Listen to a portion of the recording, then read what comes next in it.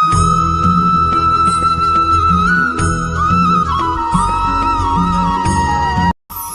যখনই কোনো যাত্রায় যাব বলে মনে করি তখনই আমরা প্রস্তুত থাকি আসন্ন বিপদের জন্য বা সংকটের জন্য।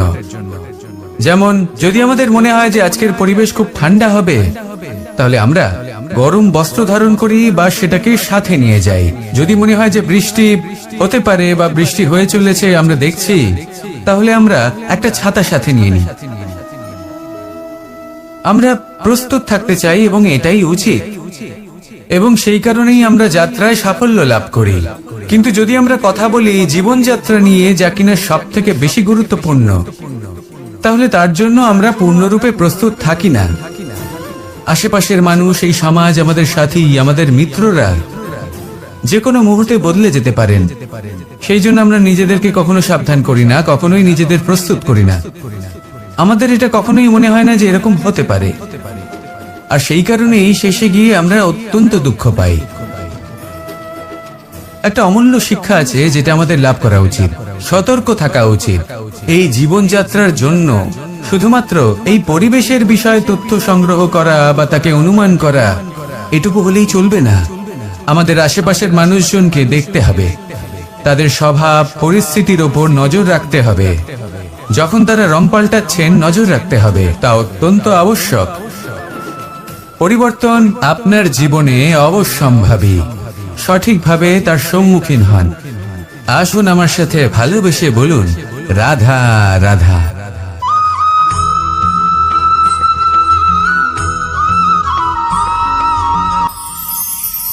ঈশ্বর আসলে কে? সংসারের বেশিরভাগ মানুষের কাছে ঈশ্বর হলেন এই সংসারের রচয়িতা, পালনকর্তা। কারোর কাছে উনি জ্ঞাতা, কারোর কাছে উনি হলেন আস্থার প্রতীক, আবার কারোর জন্য শুধুমাত্র অন্ধ বিশ্বাস। কিন্তু এই ঈশ্বর কি কোনো শরীর, নাকি একটা বোধ, নাকি শুধুই শ্রদ্ধা? ঈশ্বর হলেন তিনি যিনি হলেন আপনার ইষ্ট। সেই জন্যই তো গুরু, মাতা, পিতা এনাদেরও ঈশ্বরই বলা হয়েছে। যাদেরকে আমরা ঈশ্বর বলে মনে করি, যারা আমাদের ইষ্ট, তারা আমাদের একটি পথ দেখান, একটি দিকে চালিত করেন। সেই পথে চলে আপনি শুভ কর্ম করতে পারেন।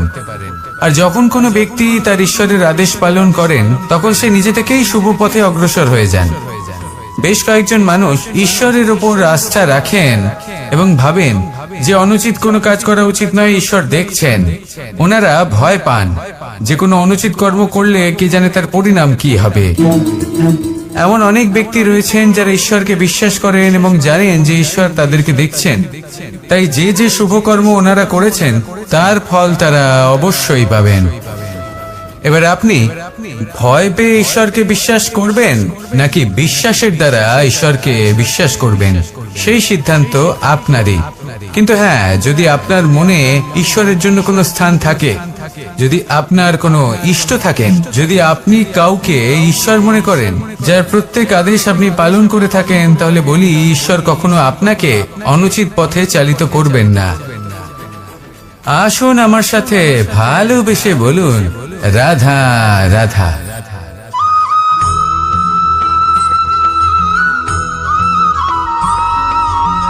আমি রথে যাত্রা করি, তাতে বারবার পথে থামি আর দেখি যে আমি অনুচিত দিকে যাচ্ছি না তো, আমি উচিত পথেই যাচ্ছি তো। কারণটা কি? কারণ হলো যাতে আমি পথভ্রষ্ট না হয়ে যাই। জীবনযাত্রাতেও এটাই প্রয়োজন। জীবনযাত্রায় ভোগ বিলাসের পথে হারিয়ে যাওয়া খুব সহজ। বারবার থেমে আপনাকে দেখতে হবে, নিজেকে কিছু প্রশ্ন করতে হবে। আমি কি আজ সেই কর্মই করছি যেটা আমি করতে চেয়েছিলাম? আমি কি আজ সেই জীবন যাপন করছি যেমন আমি যাপন করতে চেয়েছিলাম? যদি এই প্রশ্নগুলোর উত্তর হ্যাঁ হয়, তাহলে এগোতে থাকুন, নয়তো থেমে যান এবং বিচরণ করুন। মনে রাখবেন, এই সংসার অত্যন্ত জটিল, আর এতে হারিয়ে যাওয়া অত্যন্ত সরল। সেই জন্য নিজে থেকে বারবার থামা এবং জীবন চিন্তন করা অত্যন্ত আবশ্যক। তাহলে সেটাই করুন, আর আমার সাথে ভালোবেসে বলুন, রাধা রাধা।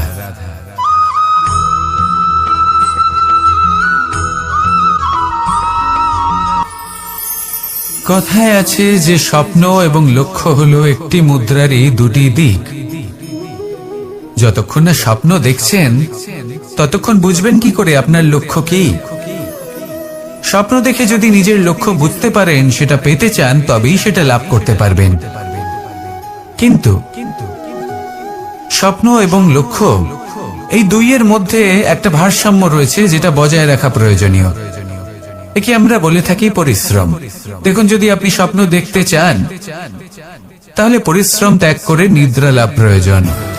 কিন্তু যদি আপনি লক্ষ্য লাভ করতে চান তাহলে আপনাকে নিদ্রা ত্যাগ করে পরিশ্রম করতে হবে।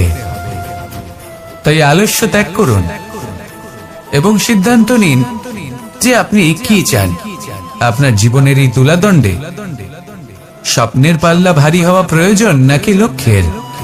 আমার মতে এই দুইয়ের মধ্যে যদি ভারসাম্য বজায় রাখেন তবে পথ নিজে থেকেই সামনে আসবে। শুধু সেই পথে অগ্রসর হতে থাকুন এবং আমার সাথে ভালোবেসে বলুন, রাধা রাধা।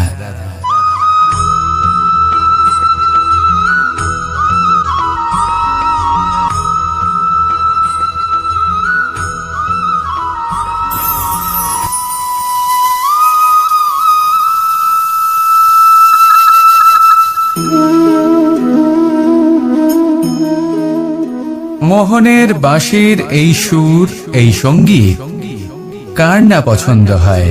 সবারই খুব ভালো লাগে। এবার এই সুর আসে কোথা থেকে? কেউ বলবেন কৃষ্ণের হৃদয় থেকে। সত্য কথা, এই সুর হৃদয় থেকে নির্গত হয় এবং প্রকট হয় এই বাঁশি থেকে। এই বাঁশিটাকে দেখুন, এই ছিদ্রগুলি দেখুন। প্রত্যেকটা সুর থেকে নিজস্ব একটা স্বর নির্গত হয়। এবার যে ব্যক্তি এই সমস্ত সুর এবং স্বর বুঝতে পারেন, এতে নিপুণ, তিনি এই বাঁশির দ্বারা যে সুর নির্গত করবেন তা তো মধুর অবশ্যই হবে। এবার জীবনের সাথেও কিছুটা এরকমই ঘটে। জীবনের কিছু নীতি থাকে, অর্থ, কুটুম্ব এবং আধ্যাত্মিক। যদি জীবনের প্রত্যেকটা মুহূর্ত সুখময় হয় এরকম আপনি চান, তাহলে এই তিনটি নীতিতে আপনাকে নিপুণ হতে হবে।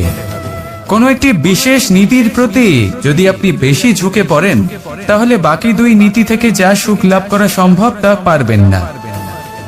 ধন অর্জন করতে হবে পরিবারের জন্য, পরিবারের সুখ মনের শান্তির জন্য, মনে শান্তির প্রয়োজন মনের শুদ্ধতার জন্য। যখন এই মন শুদ্ধ হবে, জীবন শুদ্ধ হবে, পবিত্র হবে, সুন্দর হবে এবং ভালোবেসে বলবে, রাধা রাধা।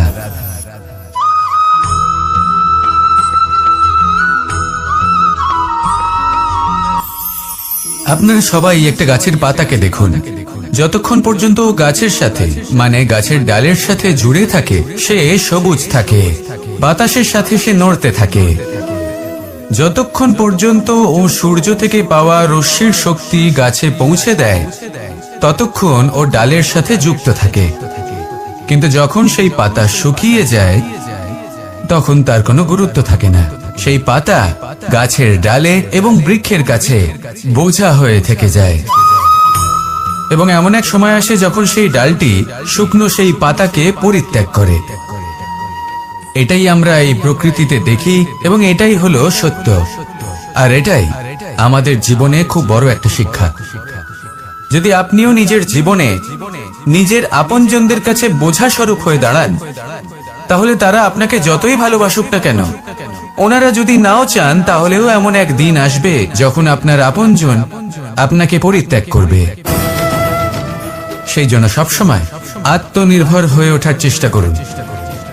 নিরন্তর পরিশ্রম করতে থাকুন, কারোর উপর বোঝা হয়ে থাকবেন না, বরং তার সাথে মিলে দায়িত্ব পালন করুন। এমনটা করবেন তাহলে আপনার সম্মানও বজায় থাকবে এবং সম্পর্কের মধ্যে আপনার মূল্য বজায় থাকবে। আসুন আর আমার সাথে ভালোবেসে বলুন, রাধা রাধা।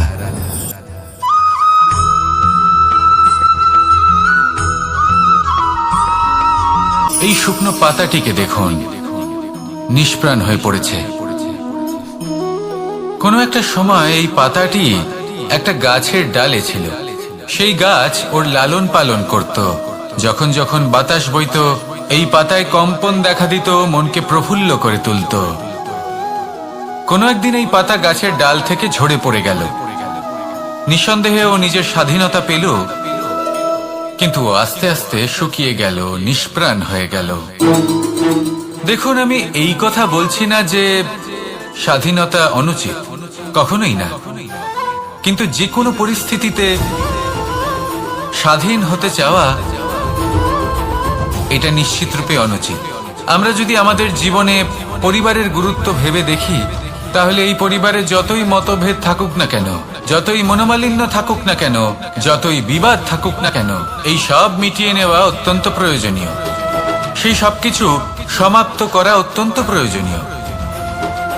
কখনো এই পরিবারকে ভাঙতে দেবেন না, কখনো এই পরিবার থেকে দূরে চলে যাবেন না। এই পরিবার হলো আমাদের জীবনের একটা অমূল্য সম্পদ, অমূল্য এক আশ্রয়, যা এই সংসারে হয়তো কোথাও আপনি পাবেন না। তাই একে আগলে রাখুন। ভেবে নিন আপনি পাতা আর আপনার পরিবার সেই গাছ। আসুন আমার সাথে ভালোবেসে বলুন, রাধা রাধা।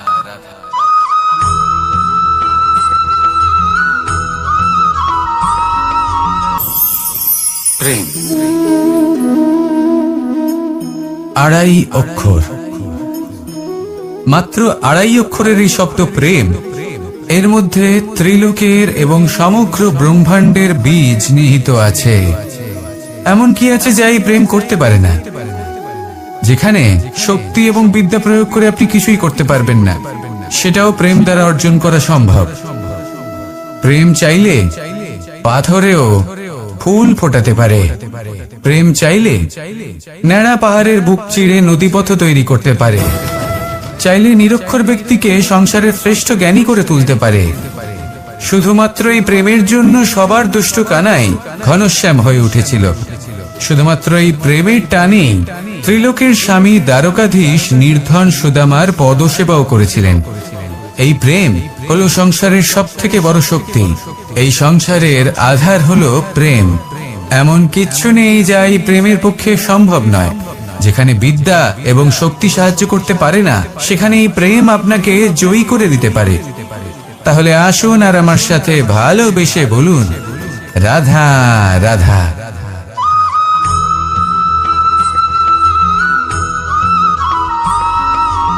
দীপাবলি আমাদের সবথেকে বড় উৎসব। শ্রীরাম রাবণকে পরাস্ত করে 14 বছরের বনবাস কাটিয়ে আবার অযোধ্যায় ফিরে এলেন অমাবস্যার রাত্রে। অযোধ্যায় সবাই খুব প্রসন্ন ছিলেন, খুবই উৎসাহিত ছিলেন। অযোধ্যায় সহস্র প্রদীপ প্রজ্বলিত করা হয়েছিল এই উৎসবে। একে আমরা দীপাবলি বলে থাকি। এবার এই বিষয়ে আমরা সকলে জানি। আপনি কি এটা জানেন যে শ্রীরাম বাস্তবে অমাবস্যার এক রাত আগেই অযোধ্যায় পৌঁছে গেছিলেন? সবার সামনে অমাবস্যার রাতে এসেছিলেন। এর কারণ কি? শ্রীরাম প্রমাণ করতে চেয়েছিলেন যে যে কোনো সময়, দিন হোক বা রাত, শুভ বা অশুভ হয় না। শুভ অশুভ কিছু থাকলে তা হলো মানুষের চিন্তা, তার ভাবনা, তার নির্বাচন আর তার কর্ম। নিজেই দেখে নিন। শ্রীরাম অর্থে দীপাবলি বলা যেতে পারে। তাহলে নিজের পরিবারের সাথে দীপাবলি পালন করুন। আপনাদের শুভেচ্ছা জানাই। আসুন আর আমার সাথে ভালোবেসে বলুন, রাধা রাধা।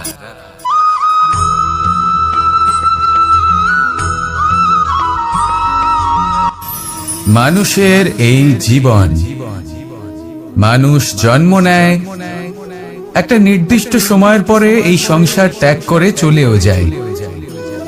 এবার শুধু এটাই আবশ্যক নয় যে এই জীবনকালকে আপনি যাপন করবেন, শুধু এটাই গুরুত্বপূর্ণ নয়। আবশ্যক এবং গুরুত্বপূর্ণ হলো এটা যে এই জীবনকালে আপনি এমন কিছু করেন যাতে এই সংসারের মঙ্গল হয়, যাতে এই সংসার আপনাকে মনে রাখে। আপনার থেকে প্রেরিত হয়, আপনার মতো হতে চায়, প্রত্যেক বছর আপনার জন্মতিথির অপেক্ষা করে, এমন ভাবে আপনার জন্মদিন পালন করে যাতে সেটা মহোৎসবের আকার ধারণ করে। এবার এই জন্মদিন এমনি এমনি মহোৎসবে পরিণত হয় না। তখন হয় না যখন কোনো ব্যক্তি রাজার রূপে বা কোনো গোয়ালার রূপে জন্মগ্রহণ করে। তখন পরিণত হয় যখন একজন মানুষ জন্মগ্রহণের পরে এই সংসারকে কোনো শিক্ষা দিয়ে যান। কিভাবে একজন মানুষ গোয়ালা থেকে রাজা হতে পারে, কিভাবে একজন মানুষ অসত্য থেকে সত্যের পথে চলতে শুরু করেন, অধর্ম থেকে ধর্মের পথে চালিত হতে পারেন, কিভাবে অন্ধকার থেকে প্রকাশের দিকে যেতে পারেন, কিভাবে নিজের আত্মাকে পরমাত্মার সাথে মিলিত করতে পারেন। তা সে রামনবমী হোক বা জন্মাষ্টমী হোক, তাদের জীবনের সাথে জড়িত প্রত্যেক মুহূর্ত একটা পরবের আকার ধারণ করে। তাহলে আপনিও এইভাবে নিজের জীবন যাপন করতে থাকুন। এই সংসারে শুধু ভালোবাসা বিতরণ করুন, কিছুটা এমন ভাবে বিতরণ করুন যাতে আপনি এই সংসার থেকে চলে যাওয়ার পরেও এই সংসারে আপনি শুধুই ভালোবাসা বিতরণ করতে পারেন। যদি আপনি এরকম করেন, সংসারকে প্রেরণা দেন, তাহলে আপনার জীবনও রাধা কৃষ্ণের প্রেমের মতোই অলৌকিক এবং দৈব হয়ে উঠবে। আসুন আর আমার সাথে ভালোবেসে বলুন, রাধা রাধা।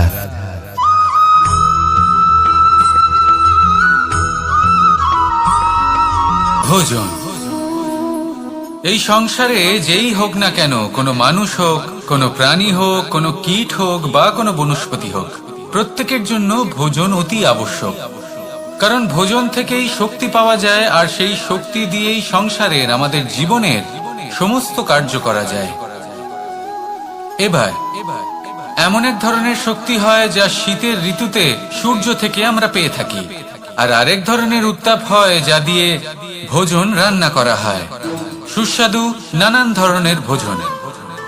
এবার অত্যন্ত গুরুত্বপূর্ণ হলো যে ব্যক্তি সেই ভোজন বানাচ্ছেন তার মানসিক পরিস্থিতি এবং সেই ব্যক্তি যিনি ভোজন গ্রহণ করছেন তার মানসিক অবস্থা।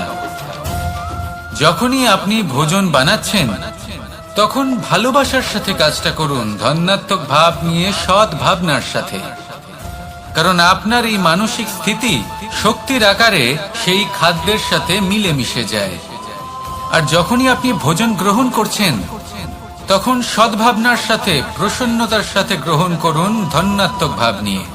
যদি আপনি প্রসন্নতার সাথে রান্না করেন, প্রসন্নতার সাথে খাদ্য গ্রহণ করেন, তাহলে আপনি প্রসন্নই থাকবেন, আর মন সুপ্রসন্ন হয়েই বলবে রাধা রাধা।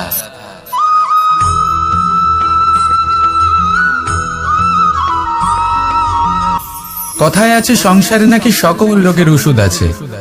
যদি আপনি নিজের শরীরকে ভালোবাসেন তাহলে ব্যায়াম করুন, যদি নিজের নিঃশ্বাস প্রশ্বাসকে ভালোবাসেন তাহলে প্রাণায়াম করুন, যদি আপনি নিজের আত্মাকে ভালোবাসেন তাহলে ধ্যান করুন, কিন্তু যদি আপনি নিজের জীবনকে, পরমাত্মাকে ভালোবাসেন তাহলে সকলকে ভালোবাসতে থাকুন। এই ভালোবাসা অত্যন্ত গুরুত্বপূর্ণ এবং আবশ্যক। ভালোবাসার থেকে ভালো না কোনো ওষুধ আছে, না আছে কোনো আসন।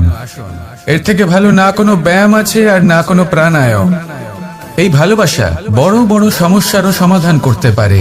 ভালোবাসা বড় বড় বিপদকে আপনার থেকে দূর করতে পারে। এই ভালোবাসাই আপনাকে জীবনে বাঁচতে শেখায়, কারণ ভালোবাসাই হলো জীবনের আসল সত্য।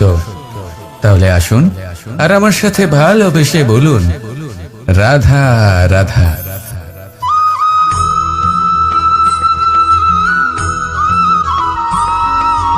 আমি মনুষ্যরূপে জন্ম নিয়েছি এবং সমস্ত কর্ম এই রূপেই করেছি, কিন্তু আশ্চর্যের বিষয় হলো যে আজও মানুষ আসেন এবং হাত জোড় করে প্রার্থনা করেন যেন আমি ওনাদের সহায়তা করি। আপনাদের একটা কথা বলতে চাই, আমি সকলকে সাহায্য করতে পারবো না, কিন্তু আমি শিক্ষা অবশ্যই দিতে পারবো, জ্ঞান প্রদান করতে পারবো, এমন কিছু জ্ঞান যার ভিত্তিতে মানুষ যা চাইবেন তাই লাভ করতে পারবেন যদি সঠিক কর্ম করতে থাকেন। যখন কংসের অসুররা, আপনি অবশ্যই লাভ করবেন। আর এই মন সুপ্রসন্ন হয়ে বলবে, রাধা রাধা।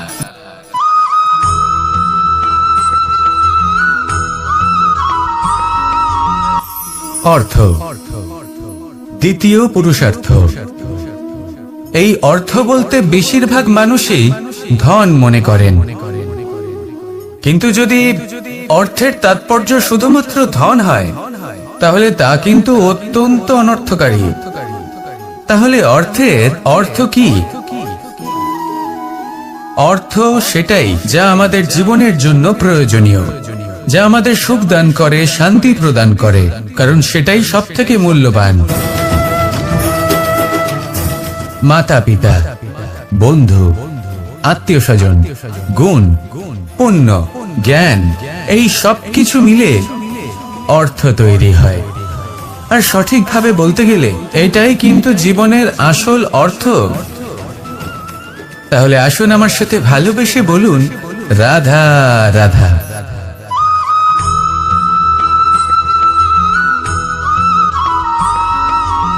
সুখ, দুঃখ এবং শক্তি, এই তিন হলো এই সংসারের ত্রিদেবের মতো। আমাদের জীবনে যা কিছু ঘটছে এই তিনটির ভিত্তির উপরেই হচ্ছে। আসলে এই সংসারের একটা নিয়ম আছে, যখনই আপনি কিছু লাভ করেন এই সংসার আপনার পরীক্ষা নেয়। এটা জানার জন্য আপনার পরীক্ষা নেয় যে আপনি যা কিছুই লাভ করেছেন আপনি কি আদৌ সেটার যোগ্য কিনা। ঠিক সেইভাবেই এই সুখ, দুঃখ এবং শক্তি আপনার পরীক্ষা নিয়ে থাকে। যখন সুখ আসে তখন সে আপনার পরীক্ষা নেয় যে আপনার মধ্যে অহংবোধ জাগ্রত হয়নি তো। যদি অহংবোধ চলে আসে তাহলে সুখ সেখানেই সঙ্গ ত্যাগ করে। দুঃখ আপনার ধৈর্যের পরীক্ষা নিতে থাকে, আর যদি আপনার মধ্যে ধৈর্য না থাকে তাহলে এটা আপনাকে আরো বেশি দুঃখের গভীর অন্ধকারে ঠেলে দেবে। সেখানে শক্তি পরীক্ষা নেয় আপনার বিনম্রতার। যদি আপনি বিনম্র না হন তাহলে হয় এই শক্তি আপনার সঙ্গ ত্যাগ করবে, নয় এই শক্তি বিনম্রতার অভাবে আপনার পতনের কারণ হতে পারে। এই সংসারে যে কোনো ব্যক্তি যিনি এই পরীক্ষায় উত্তীর্ণ হয়ে থাকেন এই জীবনে তিনি সাফল্য লাভ করেন। আসুন আমার সাথে ভালোবেসে বলুন, রাধা রাধা।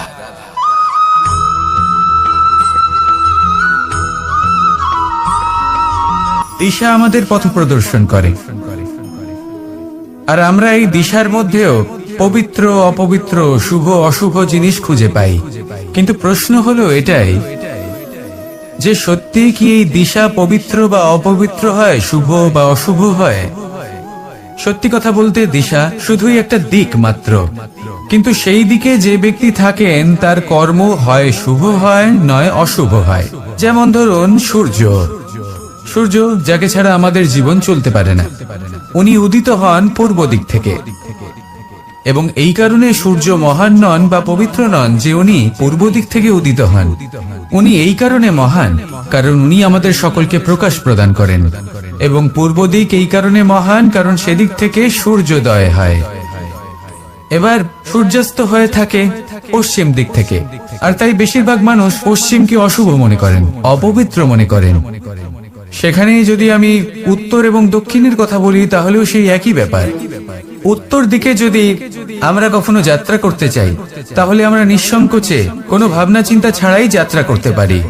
সেখানে দক্ষিণ দিকে যদি আমরা যাত্রা করতে চাই তাহলে আমরা শুভ মুহূর্ত খুঁজি। কারণটা কি?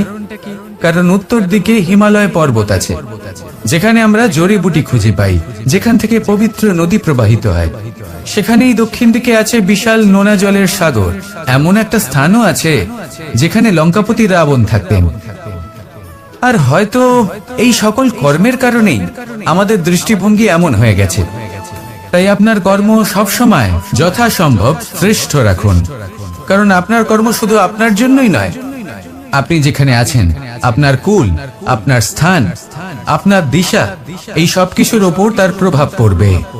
তাই সব সময় শুভ কর্ম করুন এবং আমার সাথে ভালোবেসে বলুন, রাধা রাধা।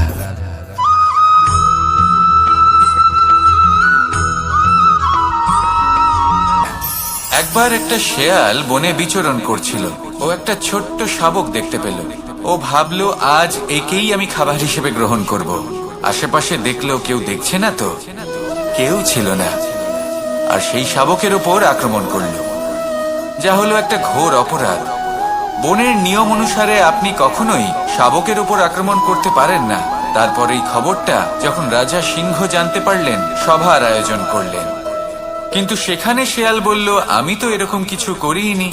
কিন্তু যদি আপনি এরকম বলেন, কোনো প্রমাণ দিন, এর কোনো সাক্ষী আছে? তখন রাজা সিংহ পেঁচাকে ডেকে পাঠালেন, যে সেই মুহূর্তে বৃক্ষের শাখার ওপর বসেছিল। সে সব কিছু দেখেছিল। পেঁচা সব সত্যি কথা বলল, আর শেয়ালকে মৃত্যুদণ্ড দেয়া হলো। এবার এই কাহিনী আমি আপনাকে কেন শোনালাম? কারণ মানুষও কখনো কখনো এরকম কর্ম করেন যা শিয়াল করেছে। এটা ভাবেন কেউ দেখছে না, যখন আমি অনুচিত কর্ম করতেই পারি। কিন্তু না, আপনি যাই করুন না কেন, কেউ না কেউ অবশ্যই তা দেখছে। কোনো ব্যক্তি না হলেও কোনো প্রাণী, না হলে কোনো যক্ষ বা দেব বা প্রেত। যদি এনারা কেউ না দেখেন, তাহলে ধরিত্রী মাতা দেখেন, যেখানে দাঁড়িয়ে আপনি সেই কর্ম করছেন, তাই না? তাই একটা কথা সবসময় মনে রাখবেন, কে দেখছেন কে দেখছেন না সেই বিষয়ে ভাবা ছেড়ে দিন। এটা খুব সহজ কথা। আপনি যদি উচিত কর্ম করেন, উচিত ফল পাবেন। যদি অনুচিত কর্ম করেন, তাহলে আপনি অনুচিত ফল অবশ্যই পাবেন। সেই জন্য উচিত পথে চলতে থাকুন, উচিত কর্ম করতে থাকুন, আর আমার সাথে ভালোবেসে বলুন, রাধা রাধা।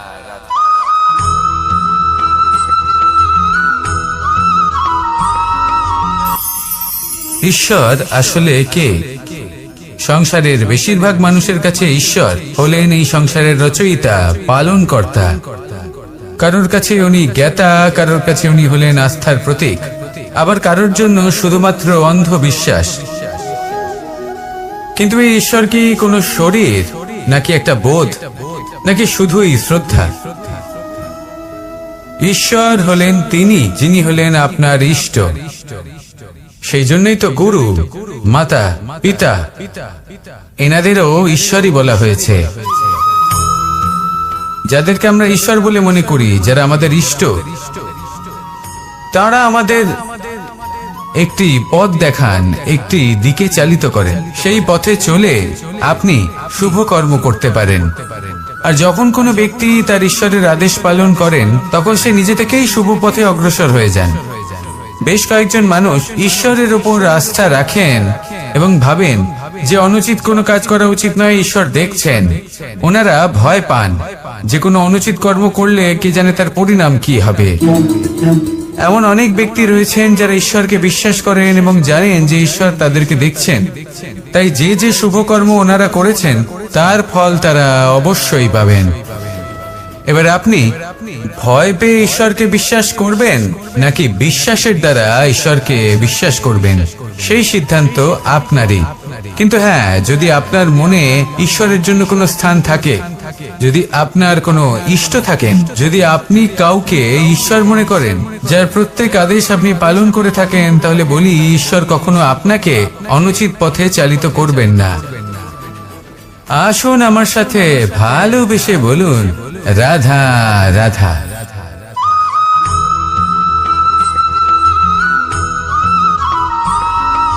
মানুষ যখন এই সংসারে প্রবেশ করে, অর্থাৎ জন্মগ্রহণ করে, তখন নিশ্চিন্তে থাকে, আনন্দে থাকে। কিন্তু যেই মাত্র তার মধ্যে বোধশক্তি আসে, তখন সে চিন্তা করতে শুরু করে। চিন্তা ভবিষ্যতের, সেই সমস্ত বিষয় নিয়ে চিন্তা করে যা ওর হাতে নেই। তারপর বড় হয়, বিবাহ সম্পন্ন হয়, গৃহস্থ জীবন যাপন করে, তারপর আবার চিন্তায় মগ্ন হয়ে যায়। ভাবে, এই যে আমার পরিবার, আমি কি ঠিকমতো তার খেয়াল রাখতে পারছি? কাল যখন আমি এই সংসার থেকে চলে যাব, তখন আমার এই পরিবারের দেখাশোনা কে করবে?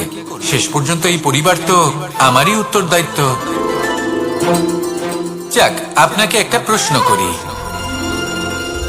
এই সংসারে আসার পূর্বে আপনি কি এই প্রশ্ন করেছিলেন? এটা ভেবেছিলেন যে আমাকে ছাড়া এই সংসার কিভাবে চলবে, করেননি তাই তো? তাই আপনার এটা নিয়ে দুশ্চিন্তা করার প্রয়োজন নেই যে আপনি যখন এই সংসার ত্যাগ করে চলে যাবেন তখন কি হবে। আপনি যখন ছিলেন না তখনও এই সংসার চলছিল, আপনি যখন এই সংসার ত্যাগ করবেন তখনও এই সংসার চলতে থাকবে।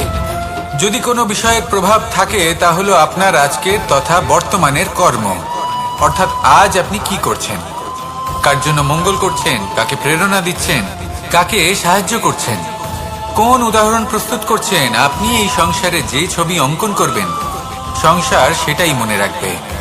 তাহলে শুধু সৎকর্ম করুন, মঙ্গল করতে থাকুন, আর আমার সাথে ভালোবেসে বলুন রাধা রাধা।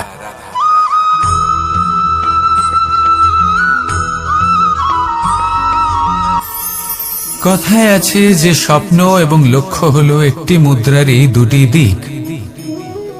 যতক্ষণ না স্বপ্ন দেখছেন ততক্ষণ বুঝবেন কি করে আপনার লক্ষ্য কি। স্বপ্ন দেখে যদি নিজের লক্ষ্য বুঝতে পারেন, সেটা পেতে চান, তবেই সেটা লাভ করতে পারবেন। কিন্তু স্বপ্ন এবং লক্ষ্য এই দুইয়ের মধ্যে একটা ভারসাম্য রয়েছে যেটা বজায় রাখা প্রয়োজনীয়। একে আমরা বলে থাকি পরিশ্রম। দেখুন, যদি আপনি স্বপ্ন দেখতে চান তাহলে পরিশ্রম ত্যাগ করে নিদ্রা লাভ প্রয়োজন। কিন্তু যদি আপনি লক্ষ্য লাভ করতে চান তাহলে আপনাকে নিদ্রা ত্যাগ করে পরিশ্রম করতে হবে। তাই আলস্য ত্যাগ করুন এবং সিদ্ধান্ত নিন যে আপনি কি চান। আপনার জীবনের এই তুলাদণ্ডে স্বপ্নের পাল্লা ভারী হওয়া প্রয়োজন নাকি লক্ষ্যের? আমার মতে এই দুইয়ের মধ্যে যদি ভারসাম্য বজায় রাখেন তবে পথ নিজে থেকেই সামনে আসবে। শুধু সেই পথে অগ্রসর হতে থাকুন এবং আমার সাথে ভালোবেসে বলুন রাধা রাধা।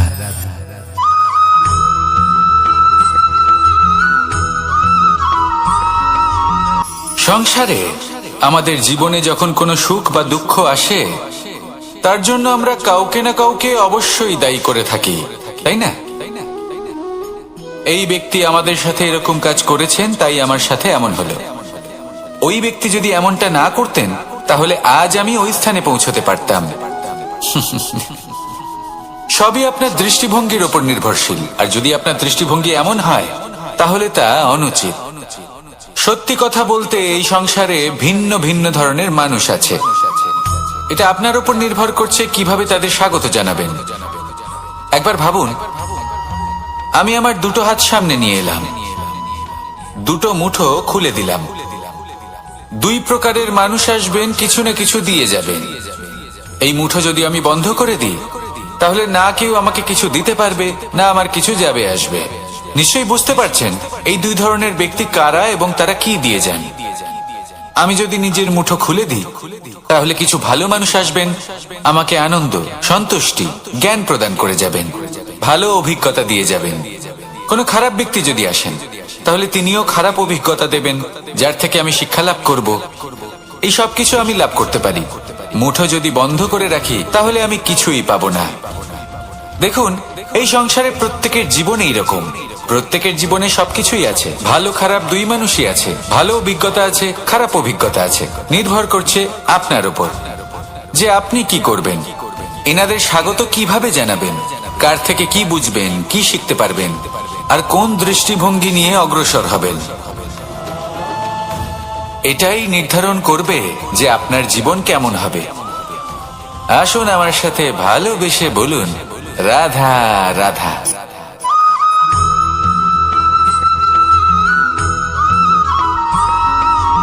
আমরা যখনই কোনো যাত্রায় যাব বলে মনে করি তখনই আমরা প্রস্তুত থাকি আসন্ন বিপদের জন্য বা সংকটের জন্য। যেমন যদি আমাদের মনে হয় যে আজকের পরিবেশ খুব ঠান্ডা হবে তাহলে আমরা গরম বস্ত্র ধারণ করি বা সেটাকে সাথে নিয়ে যাই। যদি মনে হয় যে বৃষ্টি হতে পারে বা বৃষ্টি হয়ে চলেছে আমরা দেখছি, তাহলে আমরা একটা ছাতা সাথে নিয়ে নিই। আমরা প্রস্তুত থাকতে চাই এবং এটাই উচিত, এবং সেই কারণেই আমরা যাত্রায় সাফল্য লাভ করি। কিন্তু যদি আমরা কথা বলি জীবনযাত্রা নিয়ে, যা কিনা সব থেকে বেশি গুরুত্বপূর্ণ, তাহলে তার জন্য আমরা পূর্ণরূপে প্রস্তুত থাকি না। আশেপাশের মানুষ, এই সমাজ, আমাদের সাথী, আমাদের মিত্ররা যে কোনো মুহূর্তে বদলে যেতে পারেন। সেই জন্য আমরা নিজেদেরকে কখনো সাবধান করি না, কখনোই নিজেদের প্রস্তুত করি না। আমাদের এটা কখনোই মনে হয় না যে এরকম হতে পারে, আর সেই কারণেই শেষে গিয়ে আমরা অত্যন্ত দুঃখ পাই। একটা অমূল্য শিক্ষা আছে যেটা আমাদের লাভ করা উচিত, সতর্ক থাকা উচিত। এই জীবনযাত্রার জন্য শুধুমাত্র এই পরিবেশের বিষয়ে তথ্য সংগ্রহ করা বা তাকে অনুমান করা এটুকু হলেই চলবে না। আমাদের আশেপাশের মানুষজনকে দেখতে হবে, তাদের স্বভাব পরিস্থিতির ওপর নজর রাখতে হবে। যখন তারা রং পাল্টাচ্ছেন নজর রাখতে হবে, তা অত্যন্ত আবশ্যক। পরিবর্তন আপনার জীবনে অবশ্যম্ভাবী, সঠিকভাবে তার সম্মুখীন হন। আসুন আমার সাথে ভালোবেসে বলুন, রাধা রাধা।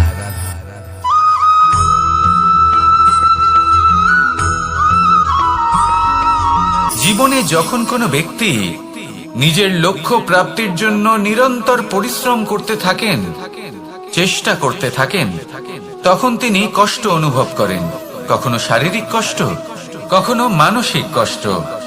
এবার উনি এটা ভাবতে থাকেন যে আমি কি উচিত করছি নাকি অনুচিত করছি। কারণ অন্যদিকে এমন একজন ব্যক্তিও আছেন যিনি একদমই পরিশ্রম চেষ্টা করছেন না। তিনি মদিরা পান করেন, বিলাসিতায় জীবন কাটান, অলস প্রকৃতির হয়ে ওঠেন, নিদ্রাতে বিলীন হয়ে থাকেন আর ভাবেন যে তিনি সুখ লাভ করছেন। কিন্তু এরকম কেন হয়? কারণ যখন আমরা সৎ পথে থাকি, উচিত পথে চলি, লক্ষ্য প্রাপ্ত করার জন্য চেষ্টা করতে থাকি, তখন আমাদের ভেতরে থাকা নেতিবাচক শক্তি এবং পাপ এই দেহকে ত্যাগ করে দেয়। আর এই অনুভূতিটাই আমাদের দুঃখের অনুভূতি দেয়, কষ্ট দেয়। এবার সেখানে যদি আমরা কুপথে চলি, অনুচিত পথে চলতে থাকি, তাহলে আমাদের ভেতরে থাকা পুণ্য এবং ধনাত্মক শক্তি আমাদের দেহ ত্যাগ করে দেয়। আর এই অনুভূতির কারণেই আমরা সুখ অনুভব করি। কিন্তু কখনো ভাববেন যে এই সুখ বেশি সময় পর্যন্ত থাকে না। সেই জন্য সবসময় মনে রাখবেন, যদি আপনি জানেন যে এটাই আপনার লক্ষ্য, এটাই উচিত পথ, শুভ পথ, তাতে নিরন্তরভাবে এগিয়ে যেতে চেষ্টা করতে থাকুন। এই কষ্ট আপনাকে সুখের পরাকাষ্ঠায় কখন পৌঁছে দেবে তা আপনি জানতেই পারবেন না। আসুন আমার সাথে ভালোবেসে বলুন, রাধা রাধা।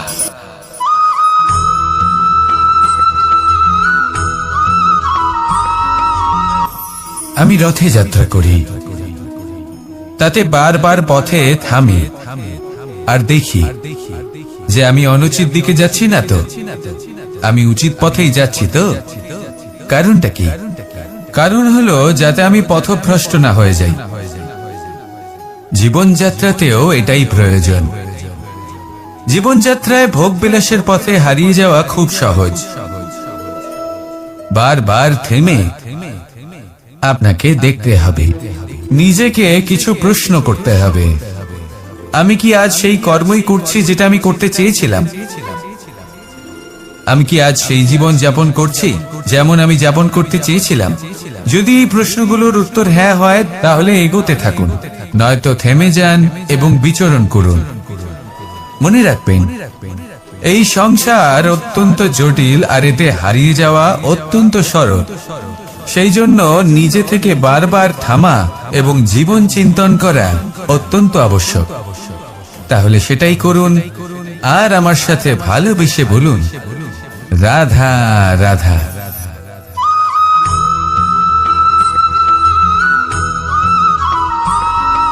প্রত্যেক মানুষ নিজের জীবনে হীরক তথা হিরে এবং দর্পণ এই দুই দেখেছেন। এই দুই হলো সাদা এবং এরা দুজনেই আলোর প্রতিফলন ঘটায় এবং এরা দুজনেই উজ্জ্বল হয়ে ওঠে। আপনি হয়তো মনে মনে ভাবছেন যে এটা কি ধরনের তুলনা করছি। একটা হিরে তো রত্ন, তার মূল্য দর্পণের থেকে অনেক গুণ বেশি। কিন্তু হিরে থাকাতে দর্পণের মূল্য কিন্তু কোনো অংশে কমে যায় না, তাই না? মানুষ যখন হিরে নিজের হাতে নেয় তখন সবার আগে কি খোঁজে? দর্পণ, যাতে তার মধ্যে দিয়ে দেখে সে বুঝতে পারে যে সেই হিরে আদৌ তার শোভা বর্ধন করছে কিনা, তাকে ভালো দেখাচ্ছে কিনা। প্রসাধনের জন্য সেটা ব্যবহার করা ঠিক হবে কি না। অর্থাৎ হীরের উপস্থিতিতে দর্পণের গুরুত্ব কম হলো না, দর্পণের কারণে হীরের মূল্য বোঝা গেল। আমাদের জীবনেও ঠিক এরকমই ঘটে। আপনারা যদি সংসারে নিজের আশেপাশে দেখেন, এমন অনেক মানুষ দেখতে পাবেন যারা নিজেদের ক্ষেত্রে মহান স্থানে পৌঁছেছেন, নিপুণ এবং শ্রেষ্ঠ হয়েছেন। আর তাদের মধ্যে আপনার নিজের মনে হয় যেন আপনি হলেন দর্পণ।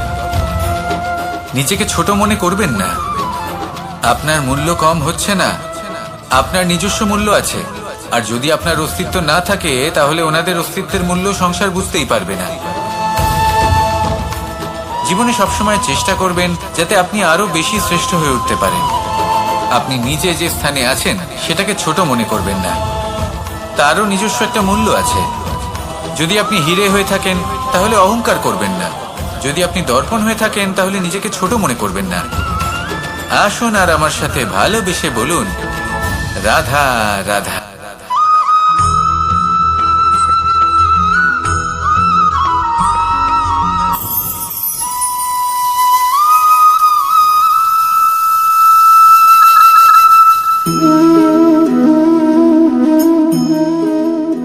মোহনের বাঁশির এই সুর, এই সঙ্গীত কার না পছন্দ হয়, সবারই খুব ভালো লাগে। এবার এই সুর আসে কোথা থেকে? কেউ বলবেন কৃষ্ণের হৃদয় থেকে। সত্য কথা, এই সুর হৃদয় থেকে নির্গত হয় এবং প্রকট হয় এই বাঁশি থেকে। এই বাঁশিটাকে দেখুন, এই ছিদ্রগুলি দেখুন, প্রত্যেকটা সুর থেকে নিজস্ব একটা স্বর নির্গত হয়। এবার যে ব্যক্তি এই সমস্ত সুর এবং স্বর বুঝতে পারেন, এতে নিপুণ, তিনি এই বাঁশির দ্বারা যে সুর নির্গত করবেন তা তো মধুর অবশ্যই হবে। এবার জীবনের সাথেও কিছুটা এরকমই ঘটে। জীবনের কিছু নীতি থাকে, অর্থ, কুটুম্ব এবং আধ্যাত্মিক। যদি জীবনের প্রত্যেকটা মুহূর্ত সুখময় হয় এরকম আপনি চান, তাহলে এই তিনটি নীতিতে আপনাকে নিপুণ হতে হবে। কোনো একটি বিশেষ নীতির প্রতি যদি আপনি বেশি ঝুঁকে পড়েন, তাহলে বাকি দুই নীতি থেকে যা সুখ লাভ করা সম্ভব তা পারবেন না। ধন অর্জন করতে হবে পরিবারের জন্য, পরিবারের সুখ মনের শান্তির জন্য, মনে শান্তির প্রয়োজন মনের শুদ্ধতার জন্য। যখন এই মন শুদ্ধ হবে, জীবন শুদ্ধ হবে, পবিত্র হবে, সুন্দর হবে এবং ভালোবেসে বলবে, রাধা রাধা।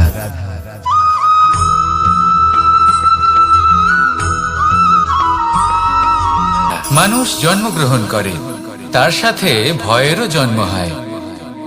ছোটবেলা থেকেই আমাদের মনে কোনো না কোনো প্রকারের ভয় থেকেই যায়। কেউ এই বিষয়ে ভয় পায় যে তার কোনো বস্তু তার থেকে দূরে চলে যাবে, কেউ এই বিষয়ে ভয় পায় যে আমি নিজেকে হারিয়ে ফেলব, কেউ এই ভেবে ভয় পায় যে আমার প্রিয়জনেরা তারা যেন আমার থেকে দূরে না চলে যায়, কেউ এই ভেবে ভয় পায় যে আমরা যেন পথ না হারিয়ে ফেলি, আদি ইত্যাদি। কিন্তু সত্যি কথা বলতে, ভেবে দেখুন এই ভয় বাস্তবে কি? শুধুই একটা মনস্থিতি, আর কিছুই নয়। যা কিছু আপনি জীবনে পেয়েছেন তা একদিন আপনাকে হারাতে হবে। এই জীবন হলো আপনারই, কিন্তু তাও একদিন সমাপ্ত হবে। তাই ভয় পেয়ে কি লাভ? এই ভয় শুধু আপনাকে জীবন যাপন করা থেকে বাধা দিচ্ছে, আর কিচ্ছু নয়। পথ হারিয়ে ফেললেই বুঝতে পারবেন যে নতুন পথ কিভাবে বানাতে হয়। কিছু মানুষকে জীবন থেকে হারালে তবেই আপনি বুঝবেন যে আপনার আপনজনকে। এই ভয়ের কারণে ভীত হয়ে থাকবেন না। এই তারা নক্ষত্র অন্ধকারের অভাবে গুরুত্ব হারায়। শিবকেও মহাদেব হওয়ার জন্য বিষ পান করতে হয়েছিল। প্রত্যেক পরিস্থিতি, প্রত্যেক সাফল্য আপনার পরীক্ষা নেবে, তাতে উত্তীর্ণ হওয়া হলো আপনার কর্ম। যখনই আপনি ভয় পাবেন বা সংকটের সম্মুখীন হবেন, তখন সাহসের সাথে তার সম্মুখীন হন। মনে রাখবেন, যে সম্মুখীন হতে জানে সাফল্য তার সাথে সবসময় থাকে। আসুন আর আমার সাথে ভালোবেসে বলুন, রাধা রাধা।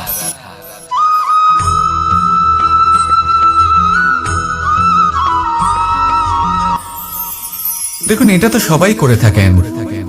ধনের কামনা করা, ধন অর্জন করা, ঈশ্বরকে ধন্যবাদ জানানো, সবাই করেন, কিন্তু ফল সবাই পান না। কারণ বেশিরভাগ মানুষই পেছনে ফিরে তাকিয়ে এটা ভাবেন যে আমরা তো জীবনটা যাপনই করলাম না। এই জীবনে সবকিছু আছে, সম্পত্তি আছে, স্বাচ্ছন্দ্য আছে, সাফল্য আছে, শুধু সুখ আর শান্তি নেই। এবার এরকমটা কেন হয়? এর পেছনে কারণটা কি? কারণ হলো এটাই যে জীবনে বাঁচার যে বিধি আপনি নির্বাচন করেছেন তা কিছুটা অনুচিত। জীবনে কিভাবে বাঁচা উচিত, জীবন যাপন কিছুটা রীতি মেনে করা উচিত।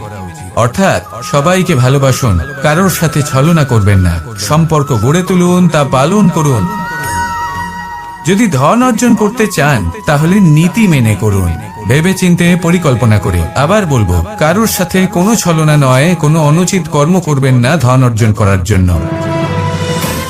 আর যদি ঈশ্বরকে ধন্যবাদ জানাতে চান তাহলে প্রীতি দ্বারা করুন। আর যে ব্যক্তি রীতি, নীতি আর প্রীতি এই তিনটি ভাব বুঝে উঠতে পারে এবং তা আত্মসাৎ করে নিতে পারে, তার অতীত, ভবিষ্যৎ এবং বর্তমানকাল সবকিছু সংযত হয়। আপনি কিভাবে জীবনযাপন করতে চান, কিভাবে ধন অর্জন করতে চান, ঈশ্বরকে ধন্যবাদ জানাতে চান, নির্বাচন আপনার। আসুন আমার সাথে ভালোবেসে বলুন, রাধা রাধা।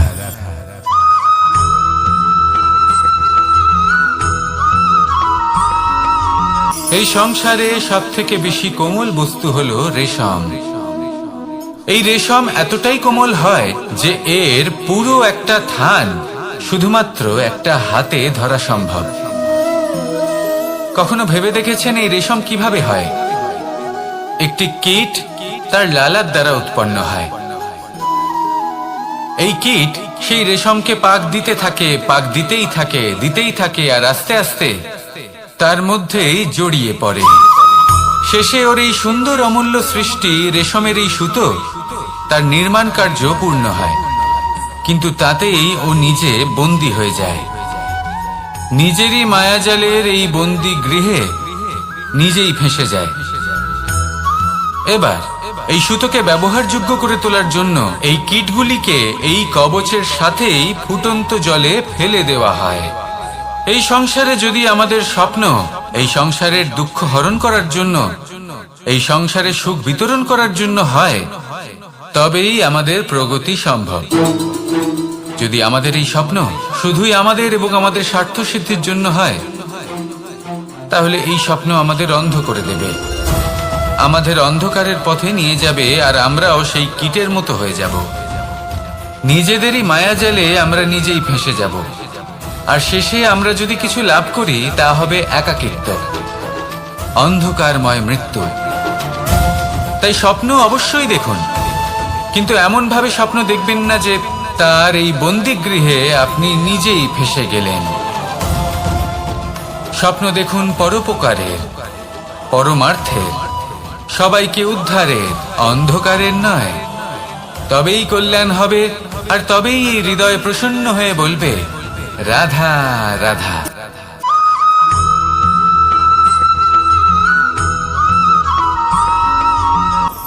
কখনো কোনো বৃক্ষকে দেখেছেন? এই ধরিত্রী থেকে ততটুকুই জল নেয় যতটুকু তার প্রয়োজন। কোনো প্রাণীকে দেখুন, এই প্রকৃতি থেকে ততটুকুই খাবার গ্রহণ করবে যতটুকু তার খিদে রয়েছে। খিদে মিটে গেলে আর খাবে না।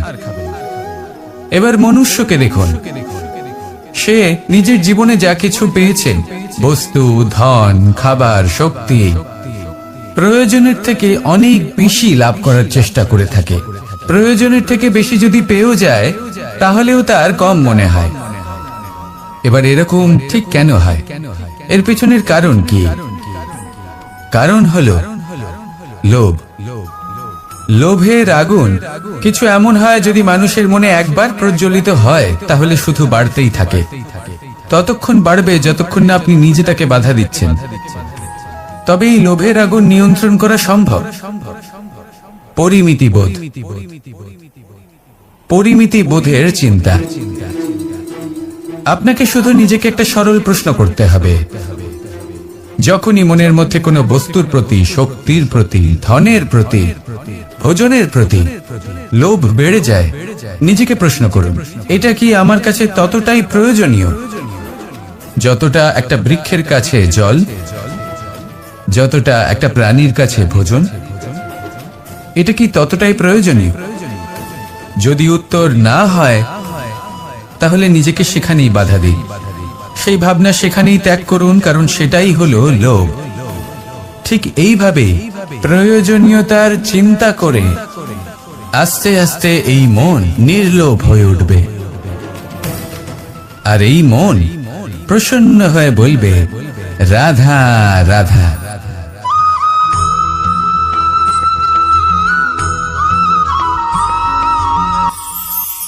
মানুষ যখনই কোনো কাজ করেন তখন ওনার মনে একটা প্রশ্ন অবশ্যই আসে যে এই কাজের পরে লোকে নিন্দা করবে নাকি প্রশংসা করবে। এই বিষয়ে ভাবতে ভাবতে ওনারা এটা বুঝতে ভুলে যান যে নিন্দা এবং প্রশংসার বিষয় ভেবে ওনারা নিজেদের একাগ্রতা এবং সমর্পণ দুটোই হারিয়ে ফেলেন। নিন্দা হবে ভেবে ভয় পাওয়ার কি প্রয়োজন? নিন্দাতে অনুচিত কি আছে? উচিত দৃষ্টিভঙ্গি দিয়ে ভেবে দেখুন। নিন্দা এবং প্রশংসা এই দুটোই হলো অনিবার্য। নিন্দা যখনই হয় তখন যে যাই বলুক না কেন, আপনি একটা সুযোগ লাভ করেন, একটা সুযোগ নিজের ভুল বুঝতে পারার, সেটা শুধরে নিতে পারেন, নিজের পথ বদলে নিতে পারেন আর সাফল্যের পথে অগ্রসর হতে পারেন। একটা শিক্ষা পাওয়া যায় এই নিন্দা দ্বারা। আর যখন প্রশংসা লাভ হয় তখন আমাদের মন আনন্দে ভরে ওঠে। এই দুটোই অত্যন্ত প্রয়োজনীয়। সেই জন্য নিন্দা এবং প্রশংসার এই খেলায় জীবনের অঙ্কটা বদলে ফেলবেন না, সেটা অনুচিত হবে। কারণ জীবন না শুধু নিন্দার বিষয় আর না শুধু প্রশংসার, জীবন হলো আত্মিক সুখের বিষয়। যখন আপনি কোনো শ্রেষ্ঠ কাজ করেন, আপনার মন আপনাকে বলে দেবে যে আজ আপনি কোনো শুভ কাজ করেছেন। সেটাই হলো আত্মিক সুখ, এটাই হলো জীবন। তাই নিন্দার মাধ্যমে যে দুঃখ জীবনে আসে বা ফেলে আসা অতীতের জন্য আপনার জীবনে যে দুঃখ আসে, সেগুলো ভাবা বন্ধ করে দিন আর কর্ম করুন এই বর্তমানের জন্য, আগামী ভবিষ্যতের জন্য। আসুন আমার সাথে ভালোবেসে বলুন, রাধা রাধা।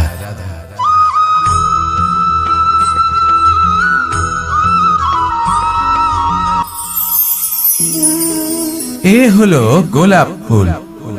একে আমরা সকলেই চিনি। সমগ্র সংসার ভালোবাসে এই পুষ্পকে। এই ফুল দেখতেও সুন্দর।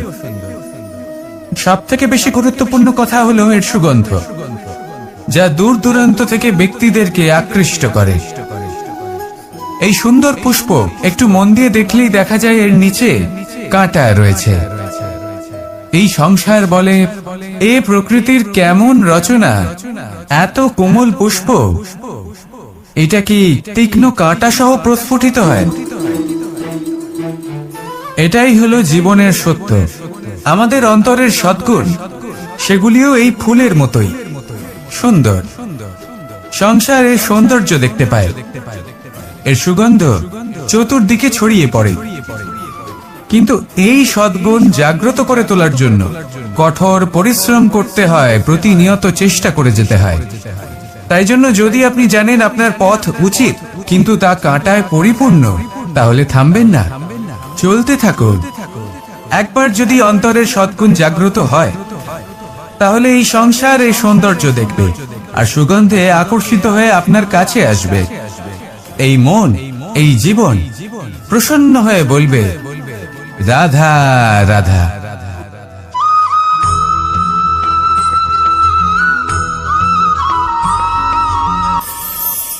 প্রত্যেকটি মানুষ জীবনে কখনো না কখনো এই কথাটা নিশ্চয়ই শুনেছেন যে ভাগ্যের থেকে বেশি আর সময়ের পূর্বে কিছুই পাওয়া যায় না। আর এটা সত্যিও বটে, কিন্তু এর থেকেও বড় একটা সত্যি আছে, আর সেটা হলো যে আপনি নিজেই নিজের ভাগ্য রচনা করতে পারেন নিজের কর্মের দ্বারা। যেমন ধরুন, যদি আপনার ভাগ্যে কোনো জিনিস না থাকে তাহলে সেটা এসেও চলে যাবে, আর যদি ভাগ্যে কিছু থাকে তাহলে তা নিজেই আসবে, যদি আপনি সেই কর্ম করেন। যেমন ধরুন পাণ্ডবরা, ওনাদের জীবন কি ছিল, ওনাদের সাথে কি হয়েছিল? ওনাদের পিতা বনবাসী হয়েছিলেন, অকাল মৃত্যু লাভ করেছিলেন। এবার এটাই যদি ওনারা নিজেদের ভাগ্য বলে মেনে নিতেন আর কিছুই না করতেন, তাহলে মহাভারতের সেই যুদ্ধে জয়লাভ করে সমস্ত ভূমণ্ডলের স্বামী কি করে হয়ে উঠতেন? অর্থাৎ হতে পারে সিংহ বনের রাজা, কিন্তু শিকার নিজে পায়ে হেঁটে তার কাছে আসে না। সেই ভোজন লাভ করার জন্য সিংহকে কর্ম করতেই হয়। তাহলে আপনার ভাগ্যে যেটা আছে সেটা আসবে, কিন্তু কর্মের জোরে আসবে। তাই কর্ম করতে থাকুন আর আমার সাথে ভালোবেসে বলুন, রাধা রাধা।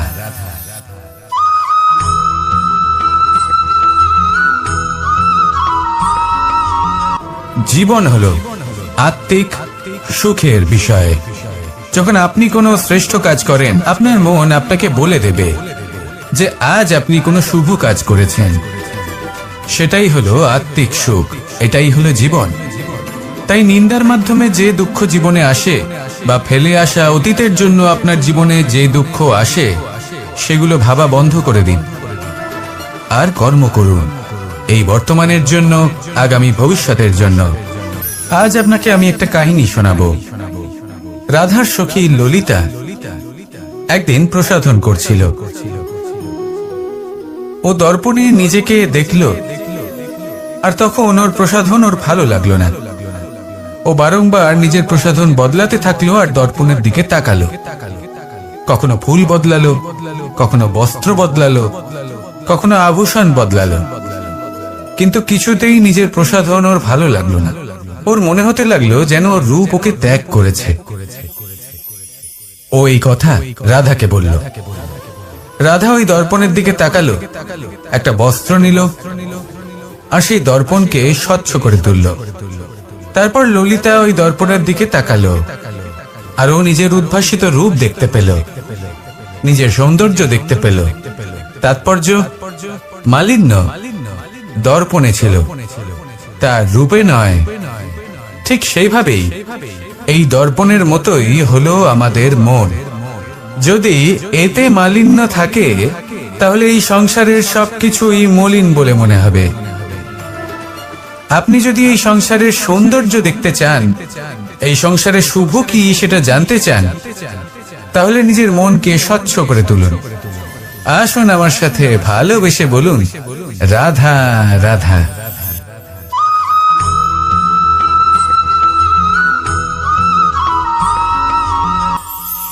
আপনি কখনো কখনো নিশ্চয়ই কোনো ব্যক্তিকে এটা বলতে শুনেছেন, বা আপনি নিজে বলেছেন বা ভেবে দেখেছেন যে আমি আমার নিজের জীবনে যেটা করতে চেয়েছিলাম সেটা করতে পারলাম না, যে লক্ষ্য অর্জন করতে চেয়েছিলাম সেটা অত্যন্ত কঠিন ছিল, আমি এগোতে পারলাম না, আদি ইত্যাদি।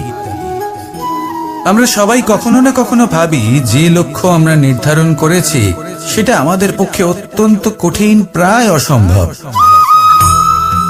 আমাকে বলুন, যে প্রত্যেকটা বস্তু বা সাফল্য যা কিছু আপনি কামনা করেছেন, কোনটাই কি সরল ছিল?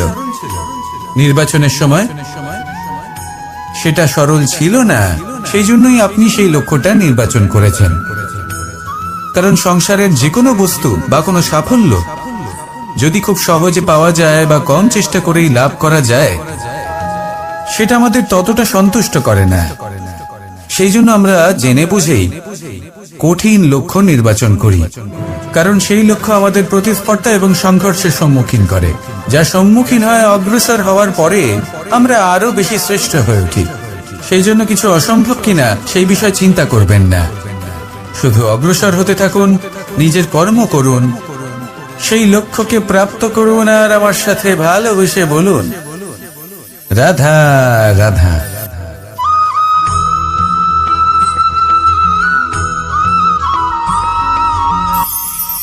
ঈশ্বর আসলে কে?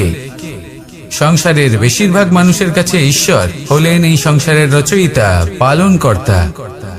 কারোর কাছে উনি জ্ঞাতা, কারোর কাছে উনি হলেন আস্থার প্রতীক, আবার কারোর জন্য শুধুমাত্র অন্ধ বিশ্বাস।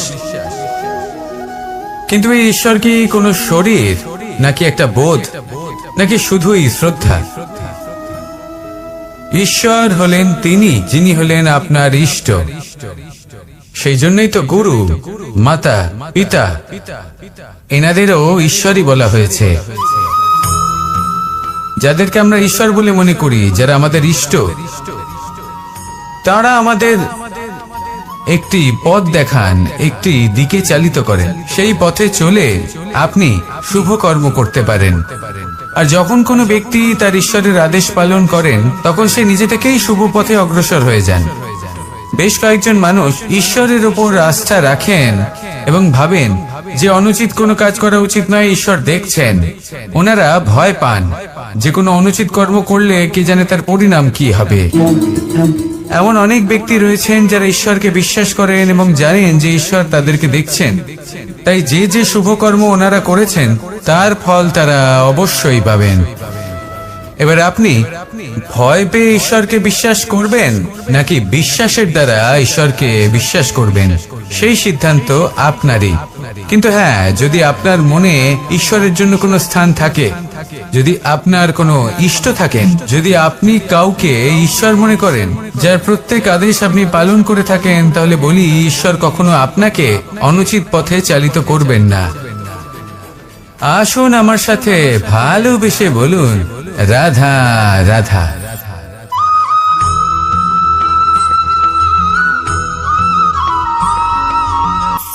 এটা কোনো এক সময়ের ঘটনা। মাটির নিচে ছিল জল, আর মাটির ওপর ছিল একটা বৃক্ষ, আর সেই বৃক্ষে ছিল একটা পাতা যা আকাশকে স্পর্শ করত।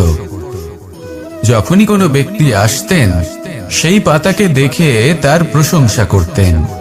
তাই বলে, আকাশে সোনার মেঘ কত ছবি আঁকে, আপনার নাম কবুল লিখে নাহি রাখে। অর্থাৎ প্রতিনিধি ওই বৃক্ষের পাতাকেই মনে করা হতো, সব প্রশংসা ওই পাতাকেই করা হতো। যেখানে চোখের আড়ালে থাকা সেই জল মাটির নিচে থেকে নিঃস্বার্থভাবে নিজের কাজ করে যেত, সেই বৃক্ষকে শক্তি প্রদান করত। কয়েকদিন পরে সেই পাতার অহংকার হতে শুরু করলো। সে ভাবতে শুরু করলো যে আমি হলাম এই জলের অস্তিত্ব, আমি আছি সেই কারণেই এই জলের কথা স্মরণ করা হয়। আর কিছুদিন পরে সেই বৃক্ষ সেই জল শোষণ করা বন্ধ করে দিল, এবং সর্বপ্রথম মৃত্যু হলো সেই পাতার। সেই পাতা যা আকাশকে স্পর্শ করছিল তা ঝরে মাটিতে পড়ে গেল। আর প্রত্যেক ব্যক্তি তার ওপর দিয়ে হেঁটে চলে যেত, তাকে দেখে আর কেউ প্রশংসা করত না। সেই জন্য জীবনে কখনো অহংকার করবেন না, বিশেষ করে তাদের কখনো অহংকার প্রদর্শন করবেন না যাদের কারণে আপনি সাফল্য লাভ করেছেন, যারা আপনার জীবনের আধার। চিরকাল তাদের প্রতি কৃতজ্ঞ থাকুন, তাদের সাথে সম্পর্ক বজায় রাখুন, তাদের সাহায্য করুন, আর আমার সাথে ভালোবেসে বলুন, রাধা রাধা।